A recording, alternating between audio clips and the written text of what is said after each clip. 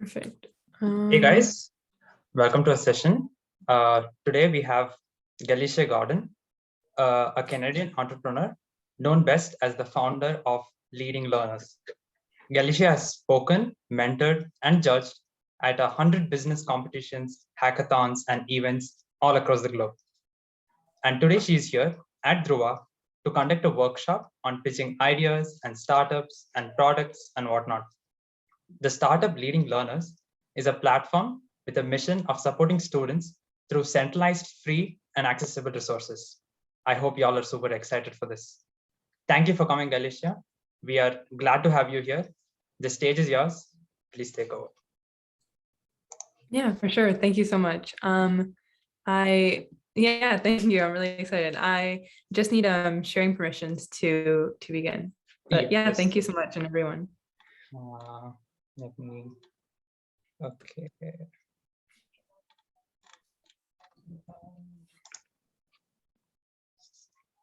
Just a second.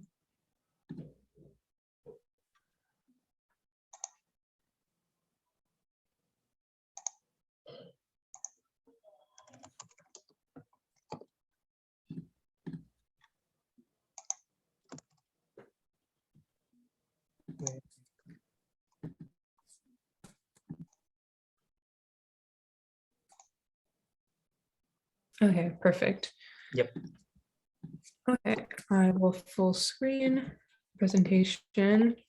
So hello everyone. As the intro had said, my name is Galicia Gordon, and today I will be doing a workshop on perfecting your pitch and really just some general tips and giving you that foundation for things that you can use to organize and create a good pitch. So whether you're creating a startup, a small organization, or you just have an idea in mind, hopefully this workshop will be quite helpful.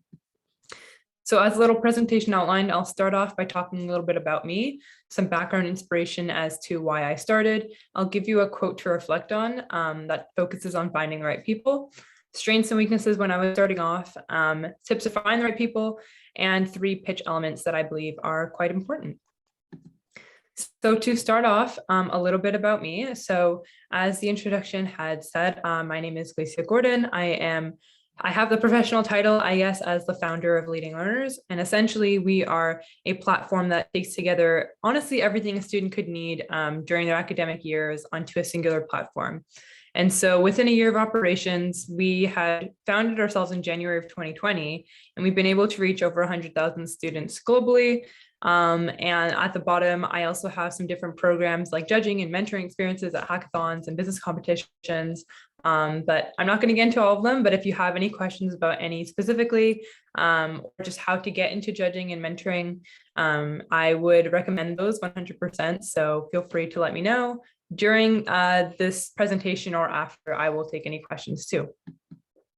So here's a little look into us at Leading Learners. So like I mentioned, we put together everything a student could need onto a singular platform. And we do this by categorizing those resources into 3 categories. So we have first here resources that we consider to be anything sort of the basic resources you may consider for math or biology or chemistry or English. And then materials we consider to be anything that students could use as more tangible items. So things like classroom posters or organizational planning sheets where students can bottleneck and make their final post-secondary decision. And then tools we consider to be anything non-stationary. So 1 to 2 minute video toolkits as an example, or study timers that students can use to easily follow along while they're studying and just get their work done. So that's basically what we are and what we do. I'm going to get on to now more focus on pitching. So before I get into pitching tips, I think it's honestly really important to focus on why you're creating something and why you're actually doing the things that you're doing. And so I want to start off by focusing on my background inspiration and what honestly inspired me to start, and then what gives me the drive to keep going today.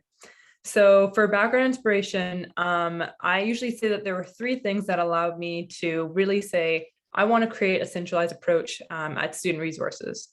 And so the first thing was, growing up from my diverse background, my parents had spent hundreds upon hundreds of dollars for me to attend different tutoring services and overall be able to learn. And so I said, that's something that students shouldn't have to pay for, just to be able to adapt their circumstances. And I thought of that idea of creating a language platform like midway through high school. But I realized after high school, I honestly have zero idea of what I want to do. And my last point here is that I had experienced quite a lot of peer pressure with my friends going into sciences and medicine, and my mom also being medicine. I honestly just didn't know at all what I wanted to do after my academic years. And so that's when I just said, let's just launch like a platform where students could come and find everything they could possibly need onto a singular place. And so that's why I launched us. And so for reasons why I keep going, these can possibly be related to you as well when you're launching something of your own. But now launching us, I've learned that there are thousands of other students in the shoes that I was once in, and not really sure what they want to do after their academic years, not really feeling supported. And now personally, having launched us, I've definitely learned to honor my pace, and I feel much more happier every day, knowing where I want to be and go in the future. And then lastly, feedback and student stories. So whenever you're launching something, I put a little asterisk next to feedback here, because I recommend getting feedback as soon as possible and as frequently as possible from the people that you're serving to allow you and your team to see how far you are going or how best you are supporting the students or your target audience specifically. So next, getting into strengths and weaknesses. I think it's also a really important element to be able to recognize your strengths and weaknesses as individuals. And so when I was pitching and really just getting the idea out there were many strengths and weaknesses on our entire team's part. But I'll start off with strengths, then get on with weaknesses. So starting on with strengths, we had a really close-knit community and regular bonding sessions from the very start, which allowed us to stay very connected and close. So the way that we had a really close-knit community, or some ways, were that we had like a weekly question prompt that we would do. So every week, it doesn't really matter what the question is, we'll always just put up a weekly question to engage everyone, and so everyone feels really connected. And we had regular bonding sessions, so we would have things like a movie night or these one-on-one check-in meetings with everyone on the team. And then second, we focus and hone in on our target audience. So whatever your target audience is, for us, that's students, we receive support from them from the very beginning. So something that we were doing was going to students directly. We realized that students were at schools. So we went to different schools and universities close to us, and we're doing different surveys to get to know students and gauge demand and interest. And then third, we knew of things that we could and could not control. So for example, we knew that we could change or control how many students we were reaching through the surveys, but we knew that we couldn't control or change how parents or educators were approaching the platform despite the funding that we were receiving. And then lastly, we had a strong foundation of values and a strong mission statement. So our mission statement is to support students through free and accessible resources in order to find their own individual paths or own individual successes. We kind of go back and forth, but that's obviously a mission statement that can connect with, I want to say, every student, maybe every other student. And it's something that really brings us as a team together whenever we're struggling or we find some areas where we're not really working that well. And then getting on to weaknesses. So the first one here was just a lack of confidence. Starting off, and it's not too recommended actually in business, but I actually did it anyways. I had started off the startup with my closest friend, and she still is our COO today. But we didn't have that much confidence starting off when we were speaking to government leaders in education or educators, even parents who are twice or triple our age. And I feel like the lack of confidence was because of our second point here, which was we didn't have a professional front and we weren't really good at establishing our brand. So ways we weren't able to do that was we didn't have clear answers to what people were asking us. So when people would ask us, like, why do you guys stand out? What makes you guys different? We didn't have answers on the spot. And I'm not saying that you should have answers on the spot, but I think it's important to have something that you can give people when they do ask those questions. So what we did to establish that professional front and have that brand establishment really was creating one-pager guide. So whenever anyone would ask any questions that were kind of more frequently asked questions, like I mentioned, we would already have these pages provided that we could just easily send off by email or even recite on the spot if we needed to. And then lastly, a little bit embarrassing, but it's honestly good to be vulnerable and honest. We didn't have a project. So I didn't have a Notion, no Asana, no Trello for several months. So we had documents like going everywhere, so many different like brainstorm sheets, and nothing was really organized. So I would recommend getting, even if it's just a basic Notion page setup for your entire team, something that everyone can just put all the documents in. I would recommend that for sure. So next, I want to get into, the people aspect. When you are pitching, you're basically allowing people to get an opportunity to see what you're sharing and what you would like them to know more about. And so there's this quote that I bring up in almost every single workshop that I give by Meredith Mahoney, who had once said, "Know where you want to go and make sure the right people know about it." I find that this quote resonates with me so much because, like I had mentioned already, when I was starting off, it was just myself and my closest friend for 3 full months. So we didn't have anyone else but ourselves. And we didn't consider recruiting anyone until we realized that, first of all, people wanted to be on our team. And second of all, that we couldn't do this all on our own. And so finding the right people, I believe, is so important to speak about. And if you can find those really great people, it will allow you to grow and succeed in your future endeavors. So there's a follow-up to this quote that I had given. So how do you find the right people is a question that I get often asked almost at every workshop, which is why I'm going to address it now. But there are some things that I did to find really great people and network and connect with really amazing people when I was starting off. So first one, with closer friends, especially in business, like I said, it's not too recommended. So for myself, when it came to my closer friends, I didn't really ask them for advice on a business decision I should take. Rather, I would take that decision and then after ask them for input.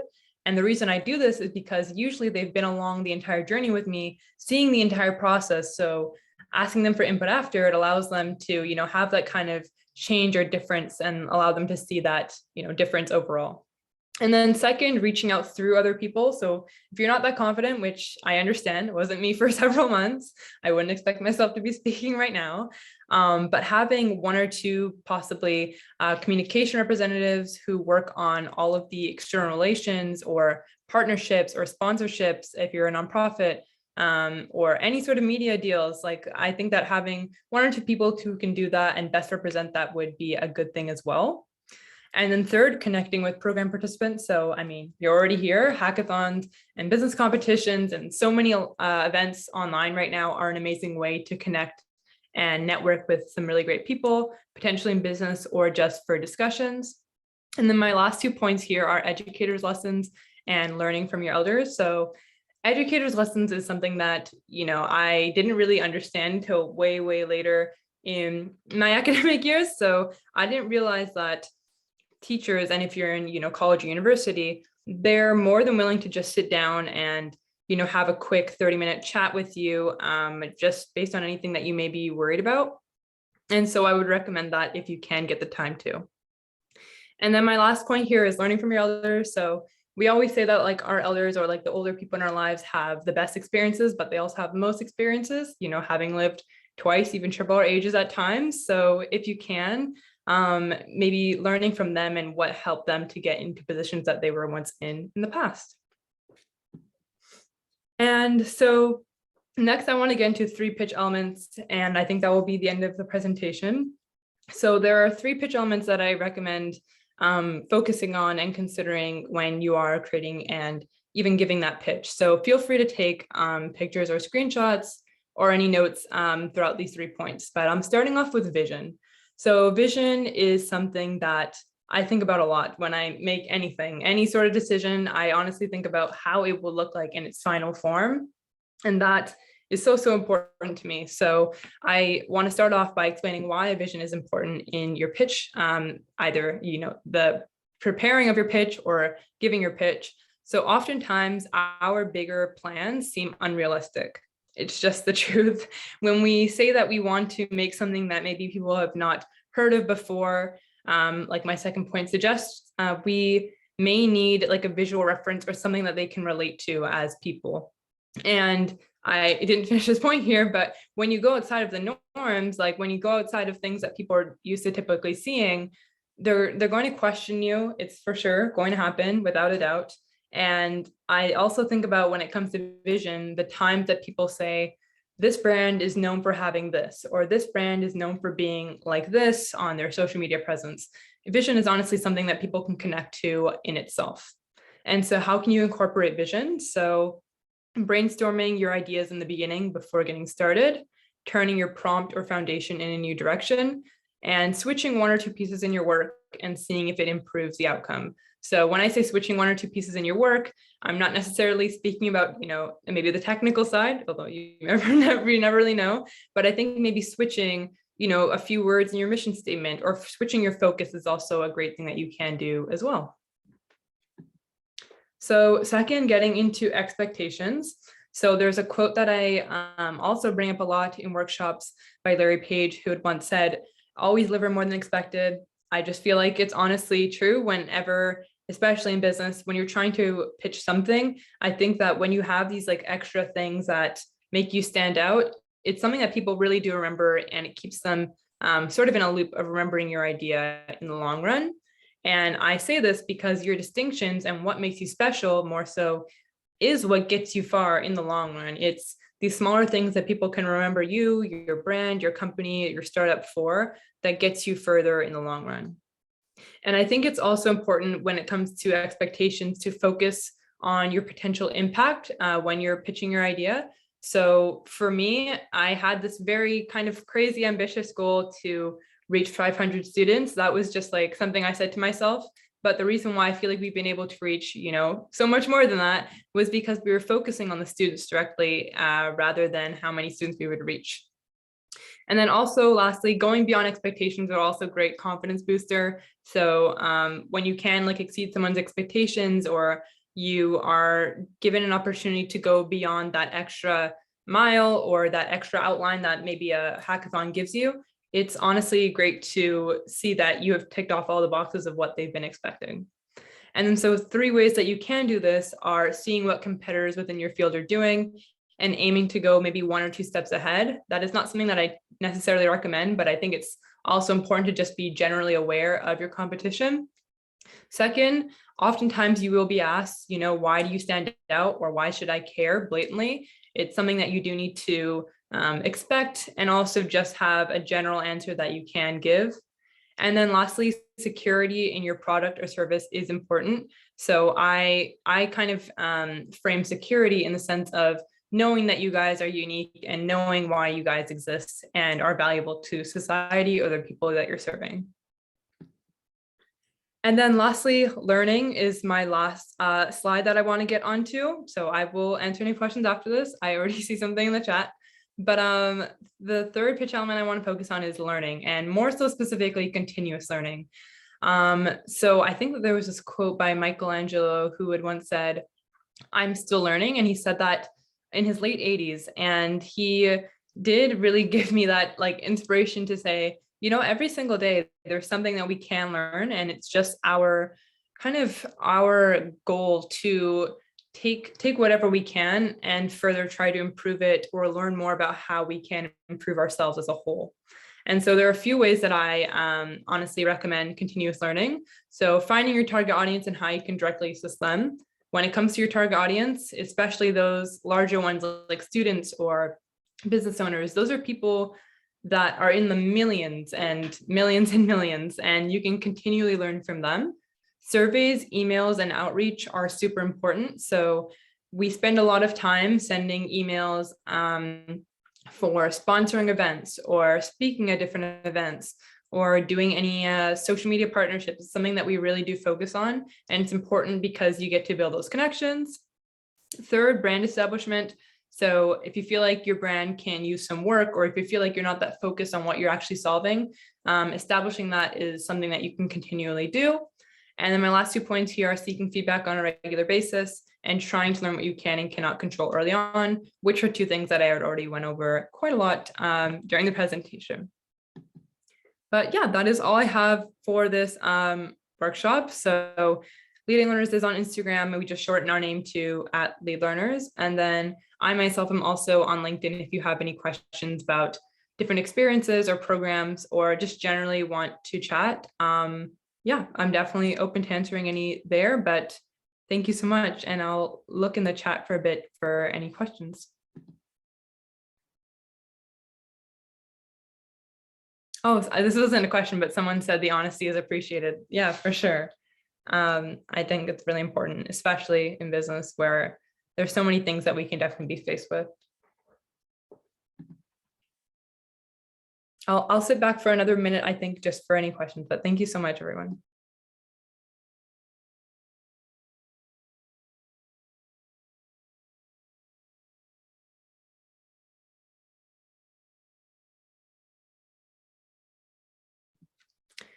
Okay, there's a question from Aditya who says, so let's say I have an audience for my product. How do I connect with each and every one of them and get good feedback? Yeah, so with the example I gave for us with our target audience being students, like I said, oh, there's many questions coming in. I have to close the chat. But when it comes to those, whatever your target audience is, I think it's important to get to them directly. So, you know, many of them can be dispersed, like business owners can be working from home, or they can be, you know, in, I guess, a business office. But I think that if you can just generally find where these people are and how you can potentially support them, then after that, slowly getting some insights about the way that they're working, what they may need help with, focusing on their issues and struggles. And the way that we did that, like I mentioned, was with surveys, but you don't necessarily have to do surveys. You can also just, I guess, do some more research into those exact problems that they are struggling with, and you see a trend of those issues and struggles. Because I think when you're creating a product or service, you're basically helping that target audience with their issues and struggles in themselves.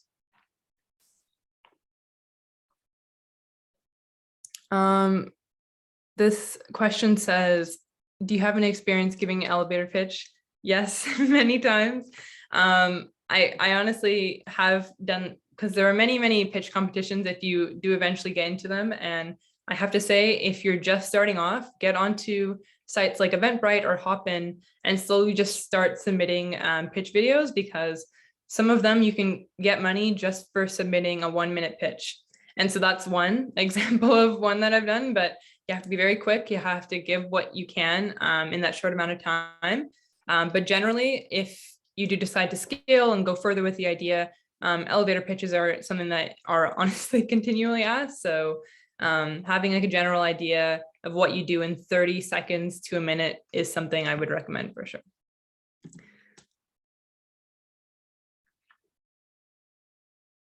This question says, how do you set practical goals which are not too high, but just enough?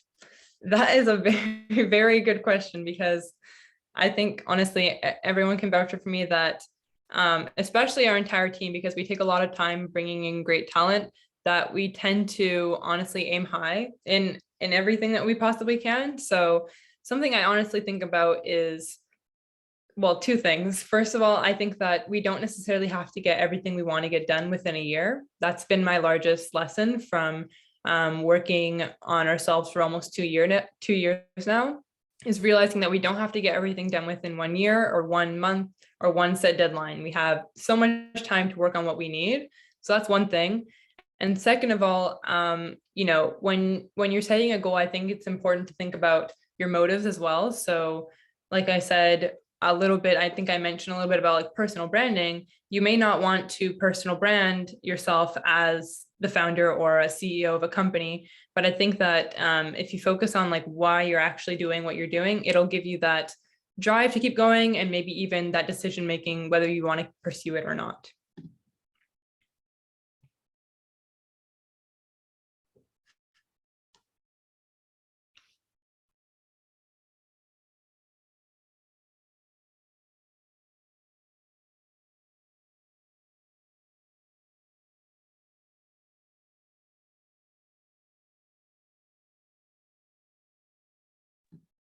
This is another great question.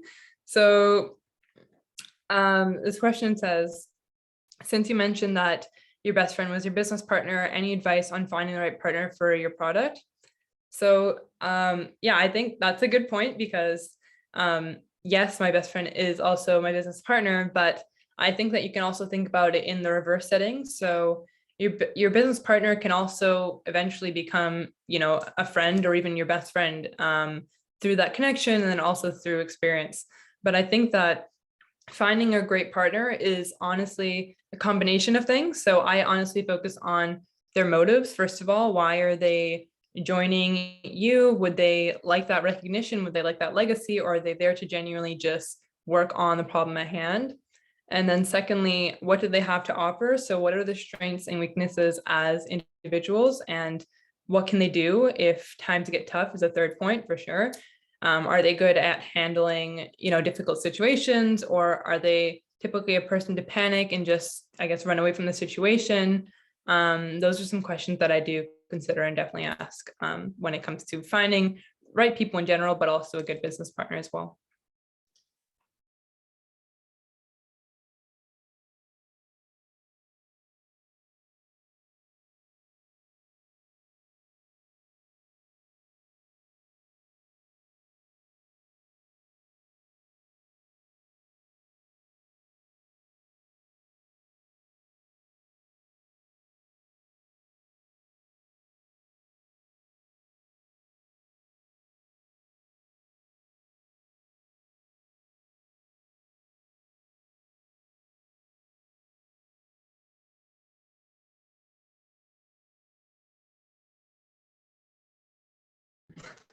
Sorry, I didn't think I was muted. Yeah, I was gonna say either way, if you don't have any questions on the spot, feel free to let me know via LinkedIn as well. I'll definitely try to get to them. So this, I think I'll take, this is the last question, or if there's one more, then maybe I'll take on one more after this one. I do need to go soon, but so this question says, how do you know it's the right time to start and invest time in a product?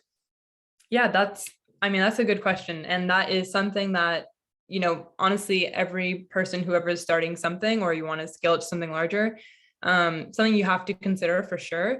So for me, I was thinking about, like, if I had the chance to, would I do this for all my life? That was just like kind of the determining question for me.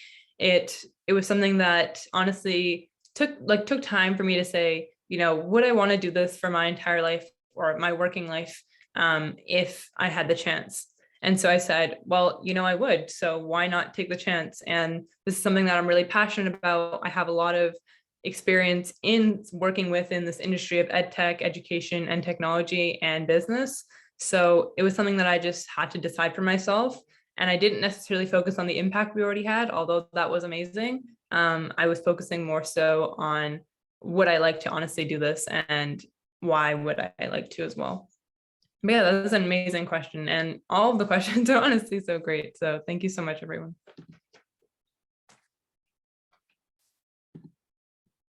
Okay, I think this is the last question I'll take. So if you have any more, feel free to let me know via LinkedIn, and I will get back to them. So, oh yeah, thank you so much. So this question here says, how did you manage to overcome your lack of confidence?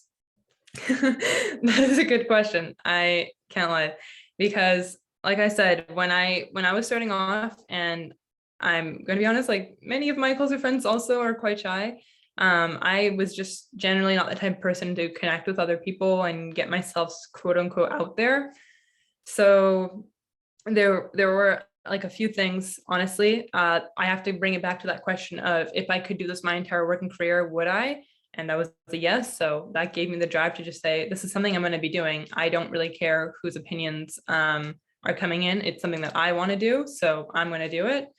And second of all, I had just taken leaps. When I saw an opportunity, I didn't really think twice. I just said, you have this experience, you have the time that you've put into honestly building something. Just take the leap to go to that competition, take the leap to go and mentor, take the leap and go and judge at different business competitions. Like no one's really going to have a say on that final decision of yours unless you allow them to. And then there was something else that came to my mind, which is similar to that first point of, if you could do this your entire working career, would you? Is also thinking to yourself, like, in the end, what really does matter? Because in the end, I don't think it really matters what people have said or have different opinions towards. I think it's also it's just more so a matter of what would you like to do in your entire life? And I think that in my entire life, I would like to continually try to reach new heights as best as I can. But yeah, those are just some things that I would say. And I understand because I was not confident at all growing up. And my parents would also say Galicia is very shy, so don't worry. But yeah, these are great. Yeah, thank you so much. Thank you so much, Galicia. Thank you for sharing your experiences, including your strengths and weaknesses. I'm sure all of us got to learn a lot from this session. Thank you so much, everyone. The recording will be uploaded on our YouTube channel, so stay tuned for that. And that brings us to the end of our session.